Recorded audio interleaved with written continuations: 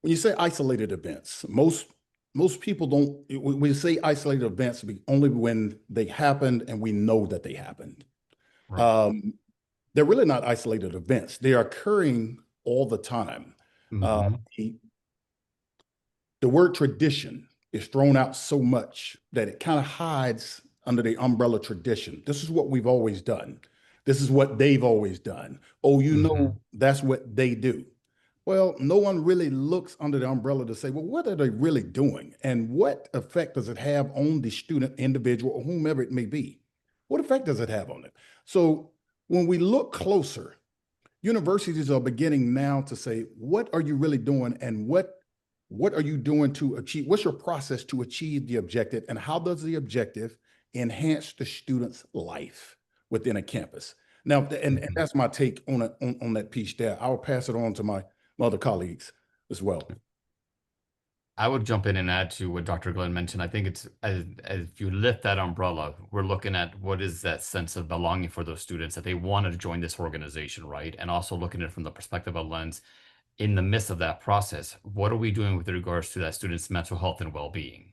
That's something that's not been taken into consideration because they're so eager to be part of the program or be part of the organization that's something that's put in the back burner, but something that should be front and center for all of us, not only as administrators, but also organizational members as well.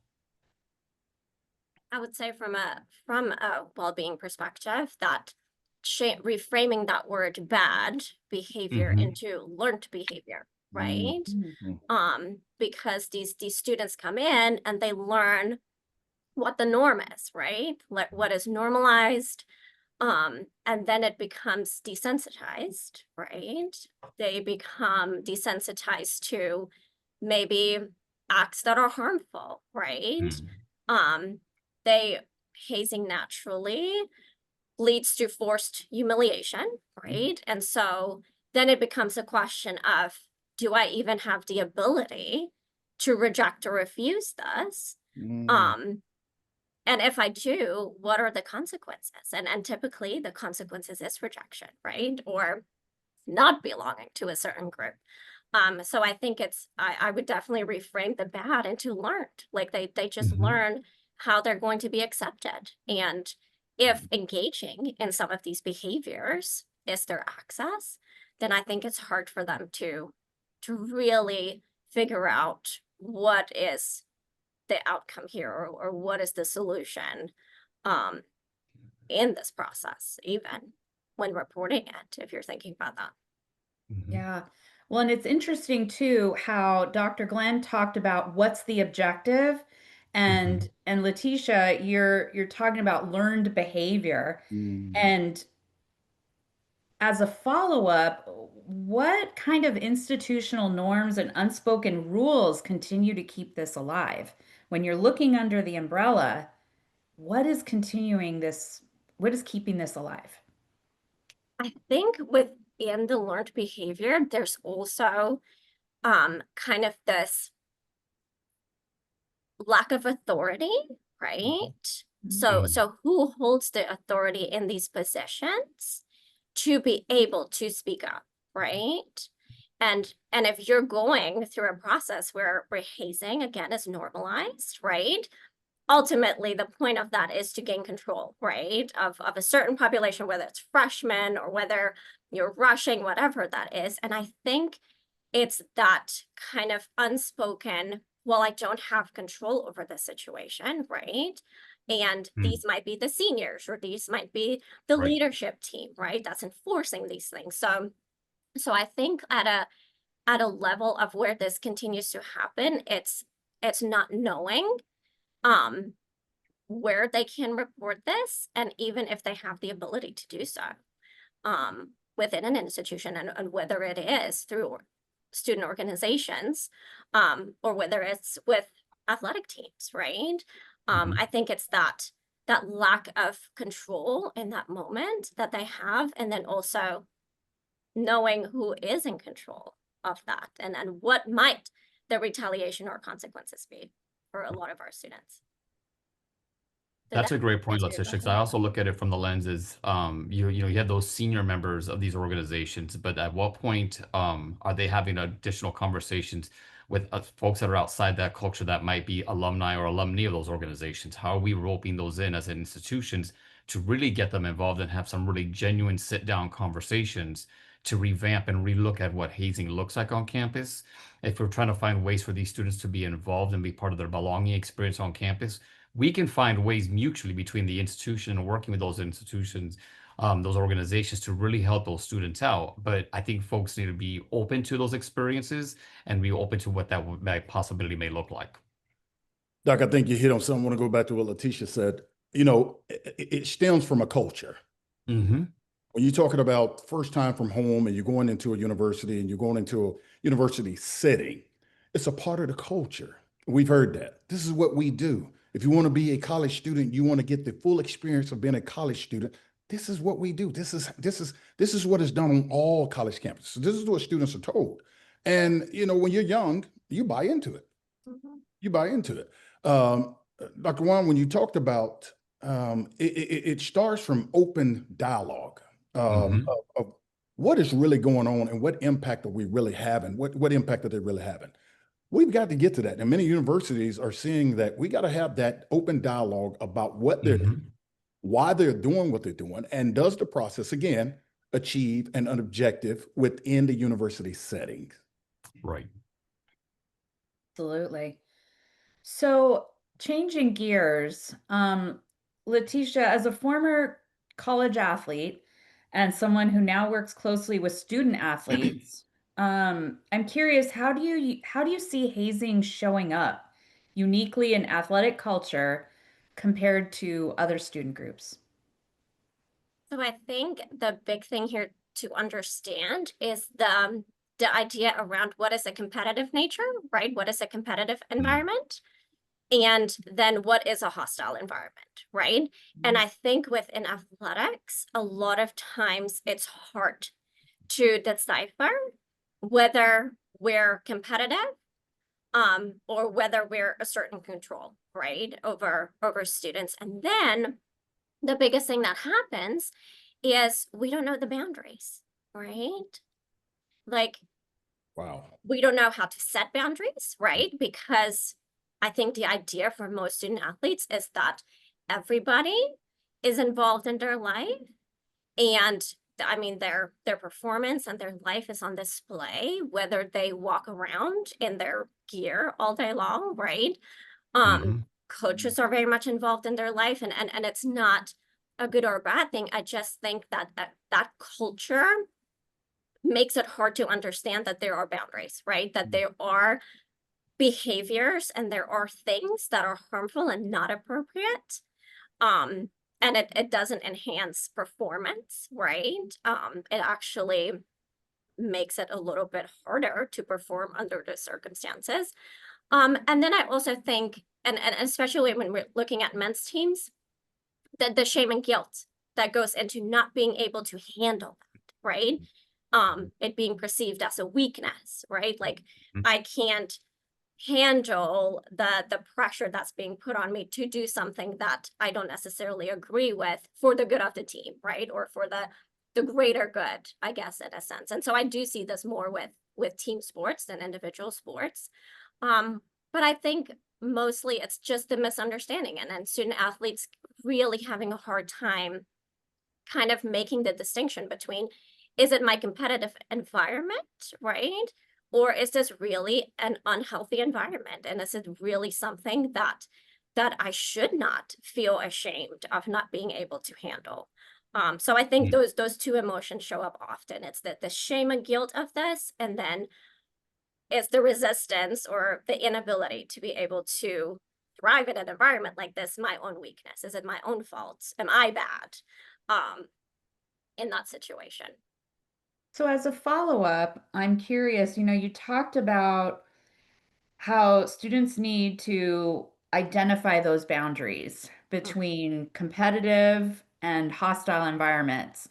And so when students have this perception of weakness or not being able to step up to the plate, how do you think a student would start to create those boundaries? Or how would, maybe it's not a student, or maybe it's a team culture, a coach, how would they start to create those boundaries?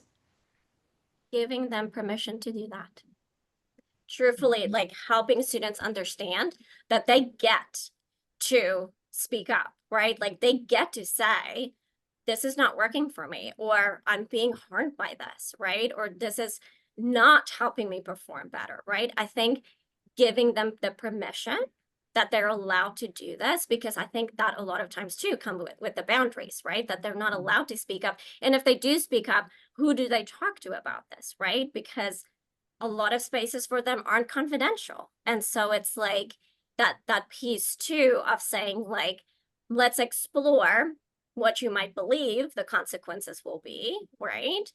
And then do you believe that you have the ability to safely address this to where there won't be retaliation, or there won't be situations where, you know, you might be singled out on the field or the court by a coach or a teammate for speaking up and saying something. So I think first, just letting them understand that you are a human being, right? That you're going to have reactions and emotions to things that make you feel uncomfortable, and you get to say that is how you're experiencing it, right? Mm-hmm. There are obviously more helpful ways to say this, right? And there are harmful ways to say this, meaning that will be a way that they can communicate this that would not be helpful or productive. So I think like really bringing a balance between those two is giving them a voice, helping them understand that they have a voice, and then how do they then address and communicate this in a way that's going to be helpful.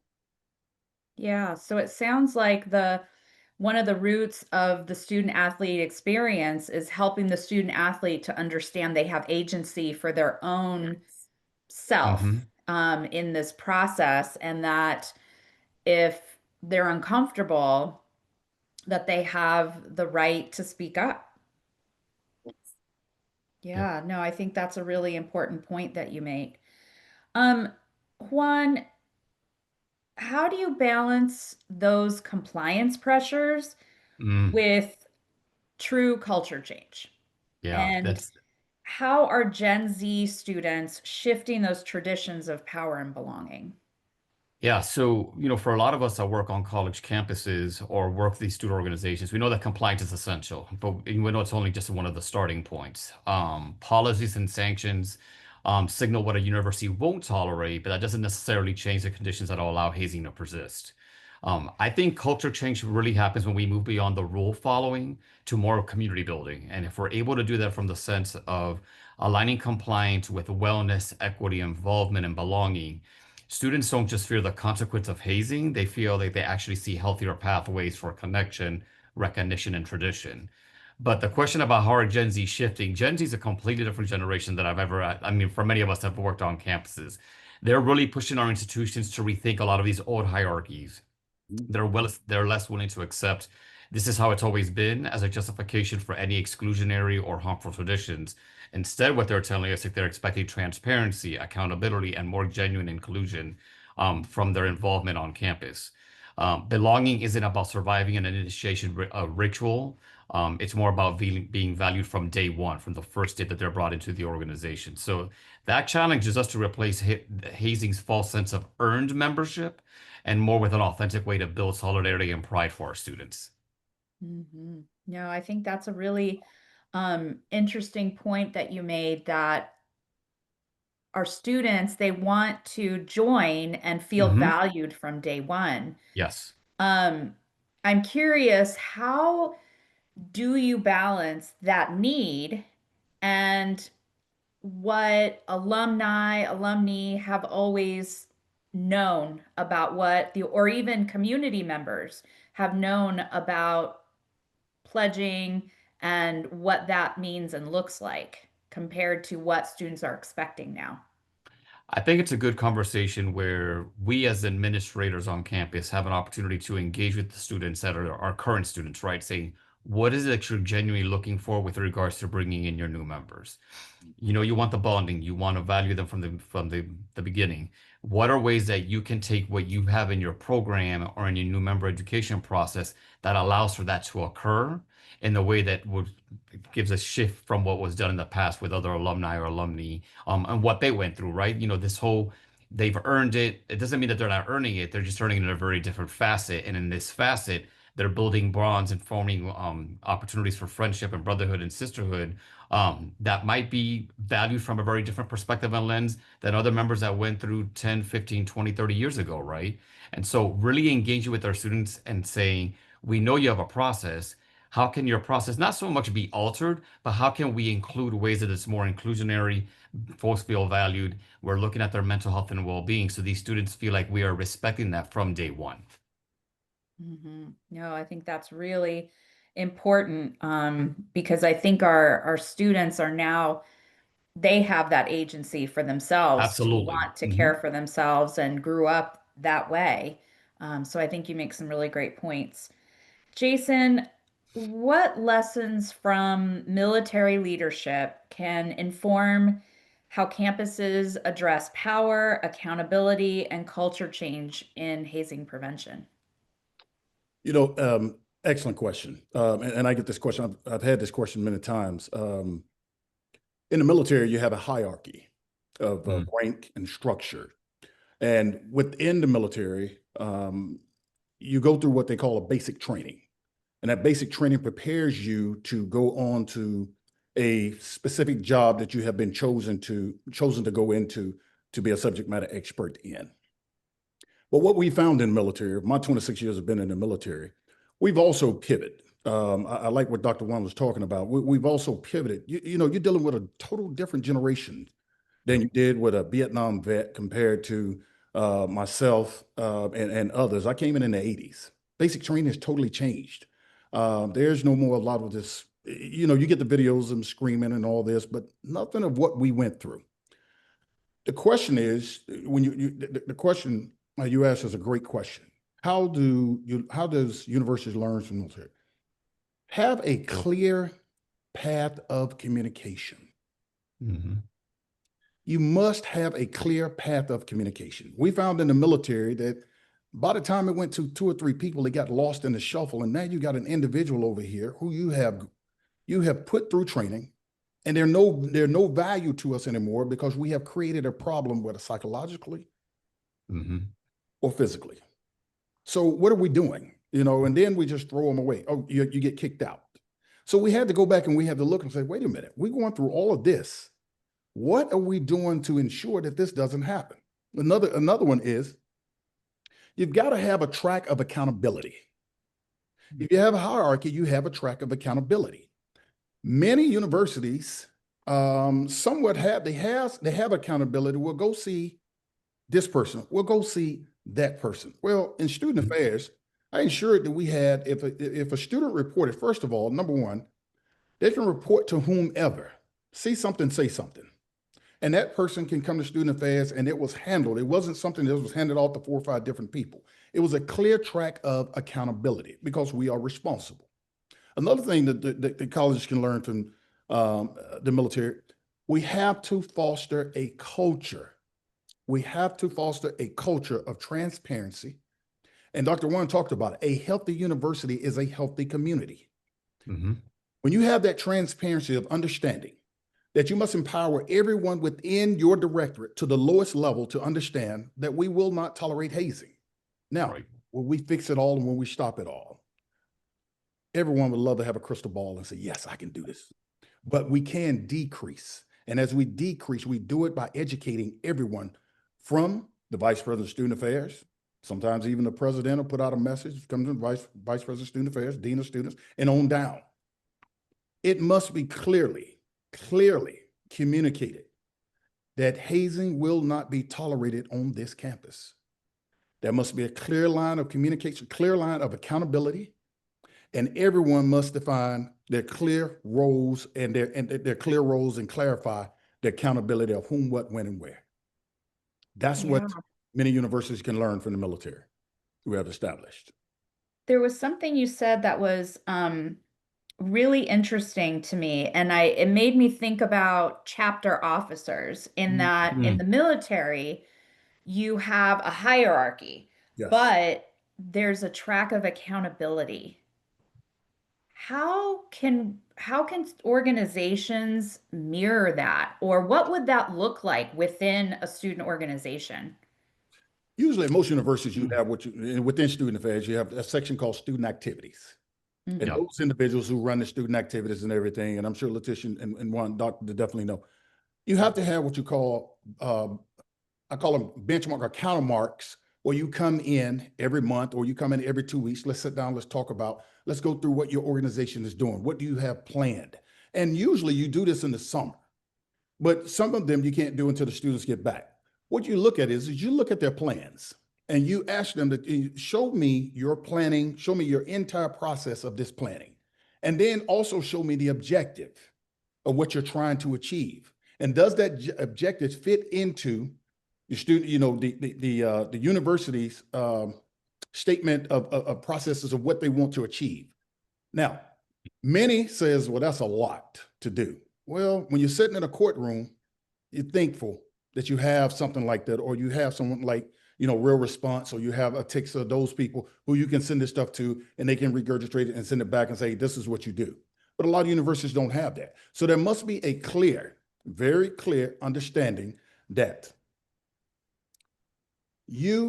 a student, has every opportunity to report up to whomever, and it's going to be taken care of, and it's not going to be pushed under. It's just not going to be just pushed away. So you've got to have those markers where they come in, and what I call pit stops. They come in and they tell you, this is what we're doing, and conclusion, you must close it up. How did it go? What were some of the lessons learned? It was a great event. Everyone had fun. Next year, we won't have water balloons. Somebody got hit in the head and their glasses were broken. That's something that is small. But what I'm saying is at least when you go back, you have a record of what took place. That was a plan. We had a plan. We executed our plan very well. It didn't create a psychological, didn't create a physical or a mental health, psychological health. And the outcome, the desired outcome was met within the university's rules, regulations, and policies. Yeah. That's a really interesting point. And it seems like within the structure of the university, even our offices should not only just be a vessel to collect plans, but actually be able to sit down with students and go over them to start to create this clear path of communication, as you talked about, and be able to track that account and create that track of accountability for students, or at least point it out to them if they don't know how that track of accountability looks. And you're absolutely right. And let me throw one last thing in there. No one is alienated from being a part of it. And I'm sure Dr. Wan and Letitia know exactly what I'm talking about. You're dealing with Gen X, but you're also dealing with different groups of people who sometimes are being alienated, by their preference of what they do and how they live their life. So no one is alienated. Yeah, no, that's a really great point. So to go back to the larger group, the three of you, and anyone can jump in to answer this. So throughout each of your answers, there are some common threads I'm seeing. Communication, identifying boundaries, community building. When you think about a campus, what does true collaboration look like between conduct, wellness, inclusion, and retention teams with regards to changing up the dynamic of the culture of hazing on campus? So I think, go ahead, Letitia. I was just gonna throw out there the big word, and this has been a buzzword on campuses, I'm sure, is trauma-informed care, right? Operating under a trauma-informed lens. And Dr. Jason had mentioned a lot of those pillars, right? There's transparency, there's a clear understanding of the process of reporting these things, right? There's accountability, but there's also a shared partnership, right? That part, yes. In handling these things. And I think a lot of times that there's challenges that I run into with this, right, is that a lot of our students don't understand the difference between who is a mandated reporter on campus. Like I shared something with my professor because I trusted them. The professor has to speak up, right? Or I wanted to share this with my professor, but I kind of wanted to think about how to handle this first, right? That's confidentiality, right? So who are those people, and what does that mean even, right? If I'm talking to a mandated reporter, what would be the consequences of that, right? If I'm sharing something that could potentially lead to a courtroom incident, right? Or what can be confidential to where I can still think about how do I want to handle this, and who are the right people that I can get connected with to make this a safe process too, right? So I was just gonna throw that big word out of there as always my go-to when I even try to advocate for students in this, right? Is that we have to operate from that lens so that it can be a productive process too for them to share these things, and that they feel safe enough to do that. I think Letitia touched upon the big one for me. I think when I'm thinking of collaboration, it's really shifting from these parallel efforts to more of a shared ecosystem between these individual units and organizations on campus. You know, instead of conduct just addressing the violation, and wellness just promoting the coping strategy, and inclusion advancing the belonging, and retention focusing on persistence, how do we in practice do we integrate those missions so that students see a very generated shared effort between these units? So when I'm thinking of from the perspective of having a unified message that really communicates to students those expectations, they see themselves holistically, and that we're doing everything that we can to prevent harm on campus. Maybe that's an opportunity for those units to come together and do some joint case reviews where they can look at it from a student's behavior, well-being, and sense of belonging, all from that considered together perspective. I think that's what really will break down some of those silos. Mm-hmm. Excellent, Letitia and Doc, both. I think you hit the nail on the head. I would just add that, you know, when collaboration, when I was vice president of student affairs, you know, twice a semester, I would have what we call meet, eat, and greet, because of course, students are going to come. You have food, they're Yep. coming, you know. And what I would do is you could put your questions in a week ahead. And I always said, you know, of course, I get t-shirts. First 250 students get t-shirts. If I got 250 students out of the population of a university, normal university, I'm going to get somewhat of a measurement of what is really going on, the pulse, the barometer of the pulse of university. When you do that and you start to collaborate and you sit down and you set the ground rules about when we collaborate, there's no one on the offensive, defensive. This is all about how they feel. They get it out on the floor, and you let their peers answer the question, no matter somebody. And I said, there's nothing crazy. There's no stupid question. That collaboration helped a lot. It really helped a lot, because, you know, some students say, well, I never thought about it that way. I never saw it that way. And faculty could also be a part of that collaboration. But we wanted the students to be a part of it first. The first hours were the students, and then the faculty could answer some questions if they wanted to, and it went from there. That worked tremendously. It helped build a line of communication. It helped build a comfort zone where someone could talk. And it also helped them build that I am at a university where I feel comfortable that I can go talk to anyone. And, you know, it's not, you know, as Letitia was talking about, it's not a stigma anymore. Are you crazy? I wouldn't dare do that. They're going to think you're crazy, or they're going to think you're a tattletale, or you're a snitch, or you're this, or you're that. So it created where everyone has started to get in harmony. Now, it can take one little thing to throw all that off. But the more you collaborate in Gen Z, you're right. This is a whole lot different. They push the boundaries on why. Where we came up, we didn't ask the question why. We just did what we were told, right?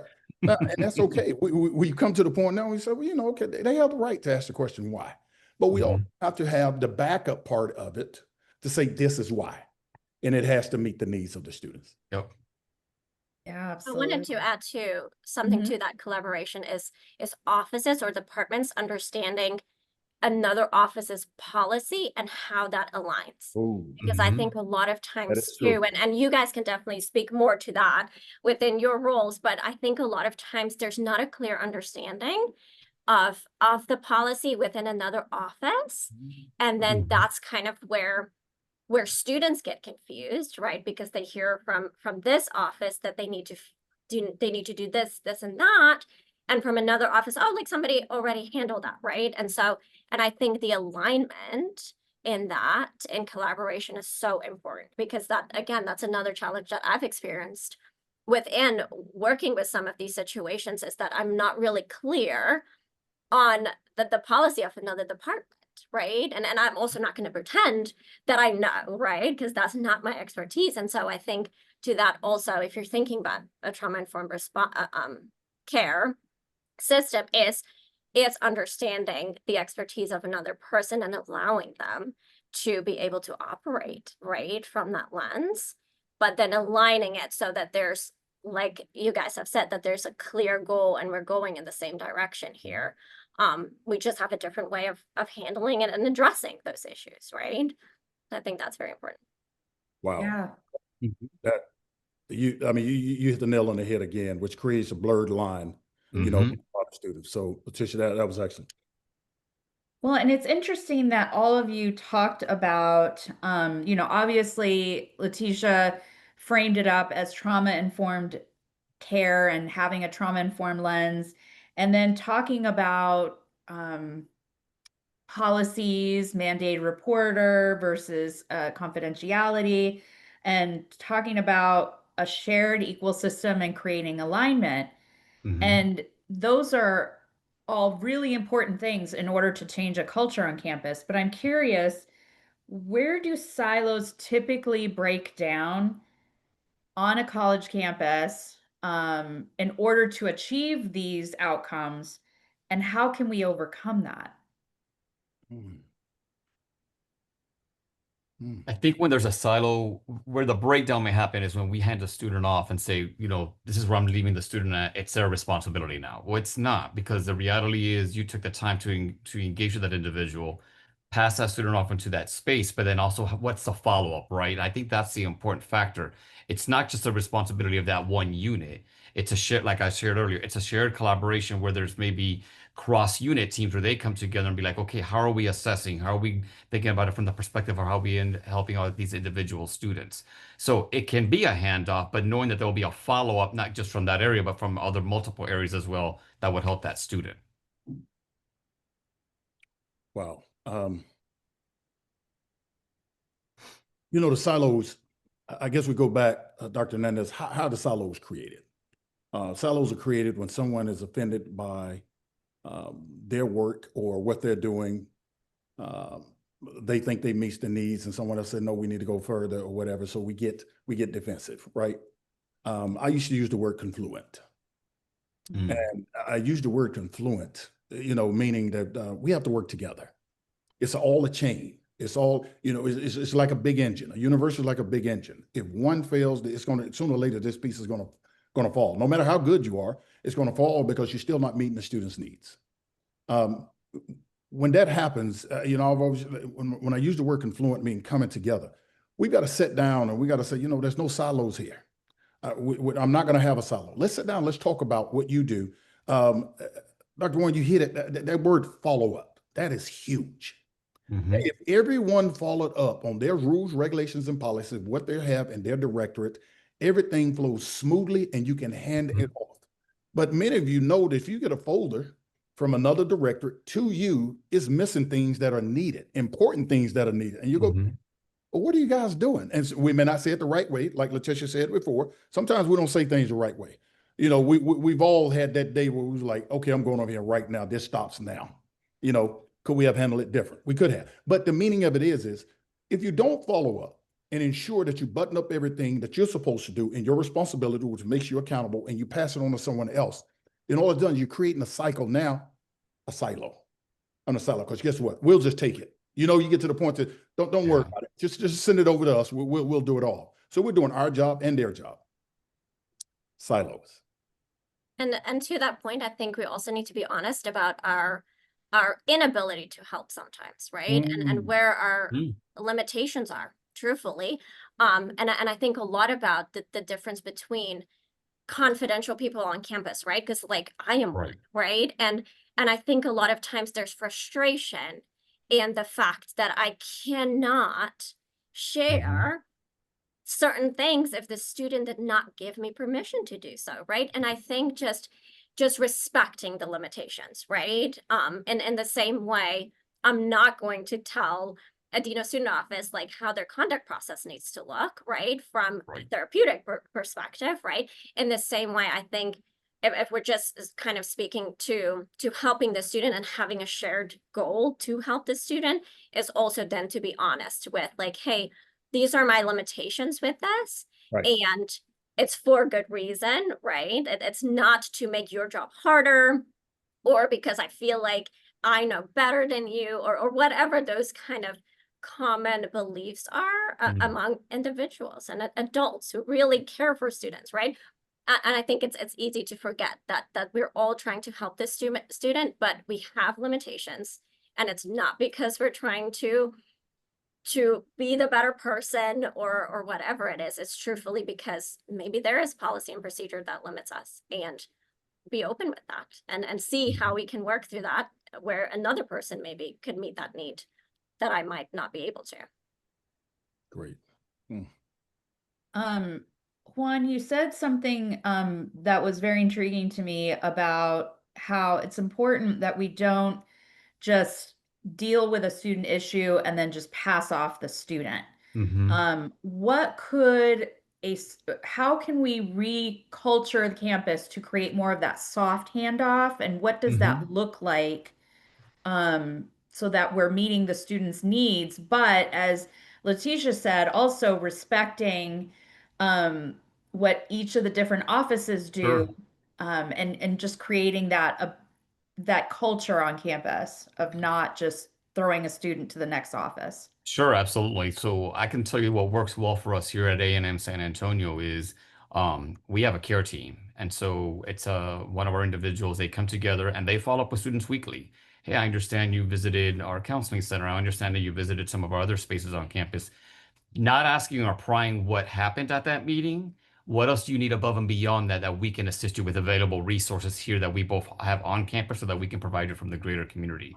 Students have greatly appreciated that. They see that it's intentional. They see that they have actually stopped by because it's actually right out here in my suite.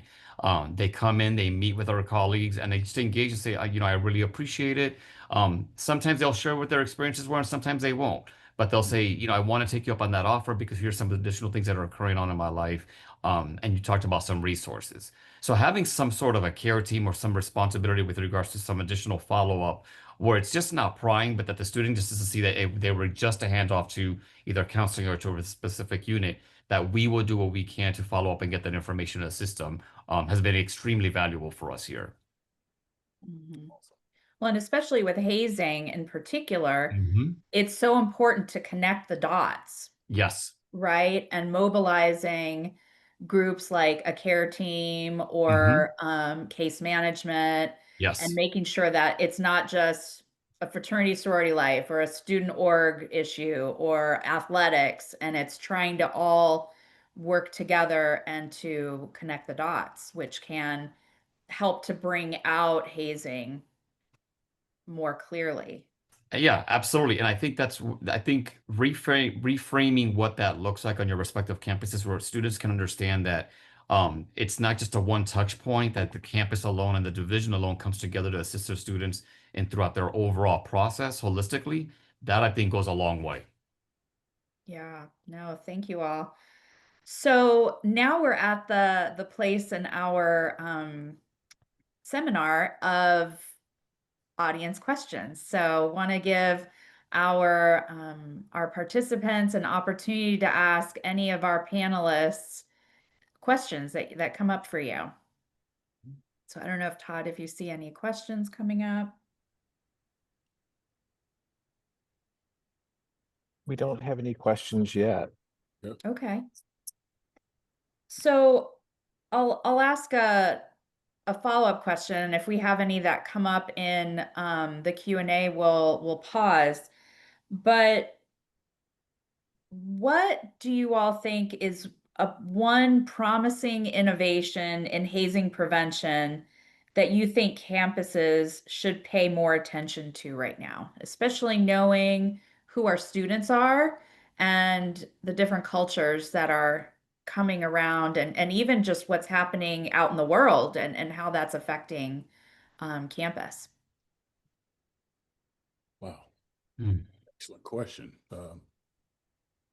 Definitely makes you think. You know, many campuses, you know, I've had an opportunity to sit with many campuses, and they talking about, you know, monitoring social media and doing all this. That's tough to do. That's Yeah. really tough to do. I think we have to, you know, military term, boots on the ground. Boots on the ground. I think we have to get out more. Dr. One talked about a care team. I think that's excellent, because those are your, I call them, those are your social workers within your university. Mhm. And those are the touch point people that the students don't feel like they've been forgotten, and they meet the students where they are. Right. But I also think that when we talk about boots on the ground, I think we have to be more engaged in student organization. You know, with student affairs, it's a 24/8. I call it a 25/8. Okay. 25 hours, 8 days a week. You know, everybody else said, well, there's only 24. Well, try being a student affairs, vice president of student affairs. 2 phones or whatever, you know, but you've got to be engaged, and you've got to learn the pulse of the university with the students. Once you feel that that pulse, you know where to go. You kind of get the feel of where you go or where you need to be. Some students, probably 60% of the students, or, you know, the old 80-20 rule, Pareto rule. 20% of the people cause 80% of the problems. Find out what that 20% is. We have to work smarter, and we have to use our technology. And Dr. Freeman, that was the one thing I wanted to say. We have got to mobilize technology to help us. We can't be everywhere. He who defends everywhere defends nowhere. So we've got to we got to mobilize technology more. We've got to get more engaged, boots on the ground, and we've got to just old-fashioned communicate. Just communicate. Mhm. To that, I was gonna say, giving students a platform like Real Response, like I use Real Response very often. Like giving them a platform to where they can safely communicate, right? And they know what their resources are. So I really think, to Dr. Jason's point, like using our capabilities and technology, right? I mean, these students they were born with it, right? Right. So creating those pathways to where they have systems in place to where whatever they're comfortable with, that we can use that. And then to that, like Real Response, in my opinion, and with my experience, has been so helpful to create that space, because students can't always come to me, or they can't always come to a counselor. They can't always, you know, go to a dean of students, you know, office or something like that. So giving them within their capabilities a platform to start this process. Wow. Great. Let's put it in an app. I think if we can create an app for everything. Oh, let's make it fun and Snapchat. Absolutely. If it's not an app, they're not That's how real. they like to communicate, Yeah. right? Like, yeah, snap a picture of it. Obviously, that would not help, but yeah, but just a platform to where they have access to that easily, I agree with because they have a hard time communicating these things. Well, and what's interesting with AI you. and the cross between, you have AI and emotional intelligence. And Dr. Glenn and I had talked about this last week of how do we cross technology with emotional intelligence and being able to innovate using those two ideas. That's Dr. Freeman, and she said her and I have had some conversation about, is EQ the remedy for AI? Is that, and when we talk about, and we're going to talk a little bit more, but emotional intelligence is huge. And some people kind of say, oh, emotional intelligence, that's just, no, emotional intelligence, you pick up on things that you've ever had a situation that took place and you had a feeling it was going to happen, but you didn't act because you didn't want to overreact, or you didn't want to create something that you think wasn't there, but you found out that it's there. So that emotional intelligence, those are the types of things that you come back to say, I wish I had. Now AI, that's come along. What is AI? We have to get into, it's artificial intelligence. Okay, it's artificial, but someone is inputting the data. So what does it give us, and how do we use it? I think Letitia said it best. How do we use it? That's going to be a platform as well. How we use that platform for students to be able to have a safe place, safe space, and everything. Rural response, they're amazing at what they do, and but that AI piece is creeping in. Dr. Hernandez and I talked about that. It's definitely creeping in there. Yeah, we have a question. Someone asked about prevention strategies, obviously, and are there really effective prevention strategies you are aware of beyond a video or an online training? Anyone else want to tackle that?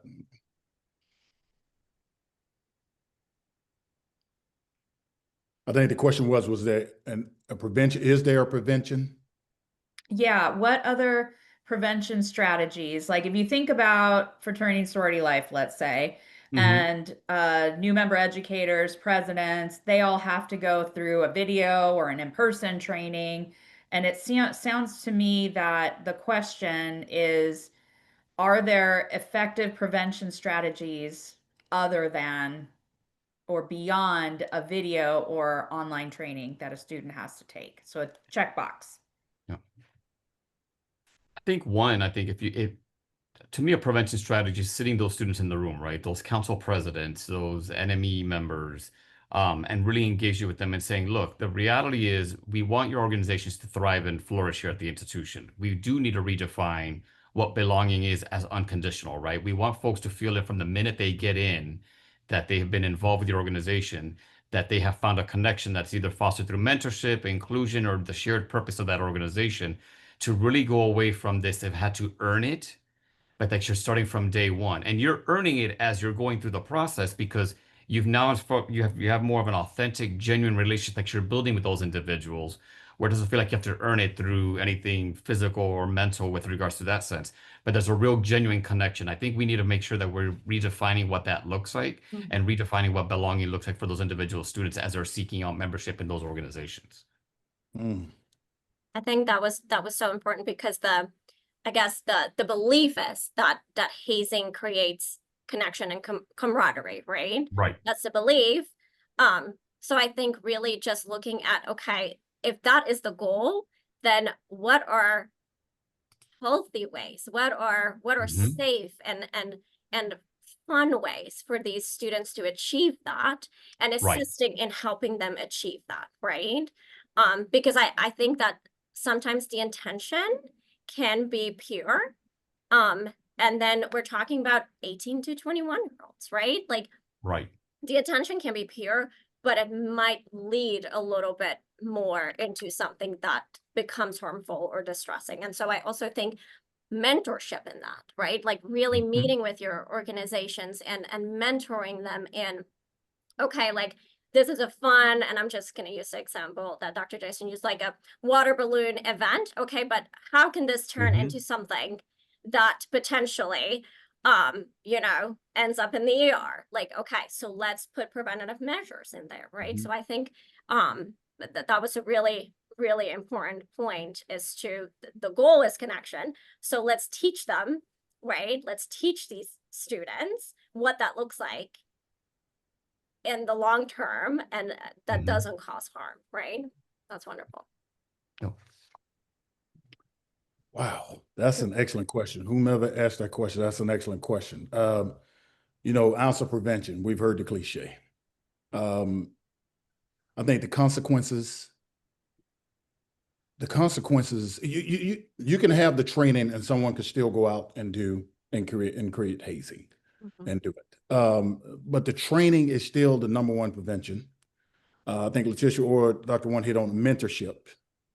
And I think bystander communication with another group. You got to build consensus, a strong consensus that's not just one group, it's not just two groups, but it's all of us or many. And then I'll go back to a military term we use, rules of engagement. Rules of engagement. A lot of people never understand what that means. That rules of engagement is how are we going to conduct ourselves within this process to meet this objective? What are we gonna set as our rules of engagement that we're gonna vote on or is gonna be trained on? And usually most university rules of engagement is already there. You can do this, but you cannot do this, and this. And these are the consequences if you go beyond these rules of engagement. So prevention it can come in many ways. I wish I had a crystal ball to say this is the one prevention that stops all hazing. I don't think anyone has that, but I think the more training you do, the clarification of the consequences if you go beyond the training of what is needed and the rules of engagement of what you can and cannot do. Yeah, it sounds like it's a combination of not only the training, which is right. still relevant and important, but also how do we create those connections with other people? So that sounds like it's to create that community. That's correct. So as we start to wrap up, I want to ask our panelists to give that final 30-second takeaway. So if we want to imagine a campus where hazing no longer thrives, what's one systemic change that you see that's a non-negotiable? 30 seconds. I would say refine accountability, and that it's a shared joint effort across the division and the institution, making sure that we're following up on our students. So it's not just the sole responsibility of one area, but that we come together to assist our students holistically. I would say it's redefining what connection and belonging looks like, right, within a culture, and being okay with this taking a while, right? Being patient with, if you're trying to change a culture around this, it's going to take time. But I think the focus really needing to be around the belief of what connection looks like for these students specifically in this generation, and focusing on those resources that they need to achieve the appropriate connection and belonging. Real quick, I think every student, every faculty, every staff member has a responsibility to stand up against hazing. I encourage everyone to speak out, support your peers, report concerns without fear of retaliation. I would say also, if you see something, say something. I've always stated, a community care is community strength. Well, thank you all. As we close, I want to thank all of our panelists for such a rich discussion. We've learned that hazing isn't just about isolated incidents. It's a culture shaped by power, belonging, and identity. And cultures don't shift with just policy alone. Prevention means more than catching those bad actors. It requires trauma-informed care, collaboration across campus, and safe ways for students to speak up. Tools like Real Response help to make that possible. If there's one takeaway, it's this: hazing is systemic, and systemic issues need systemic solutions. So thank you again for joining us. I hope you left with some insights, practical ideas to take back to your campus. And please join Real Response and the Chronicle of Higher Education for our next webinar, Campus-Wide Hazing Prevention, Translating Federal Mandates into Effective Action, which will take place on October 8th. At 2 p.m. Eastern. So thank you. And thanks to Todd from the Hazing Prevention Network and all the sponsors for creating this opportunity for discussion. Thank you. Thank you. Thank you.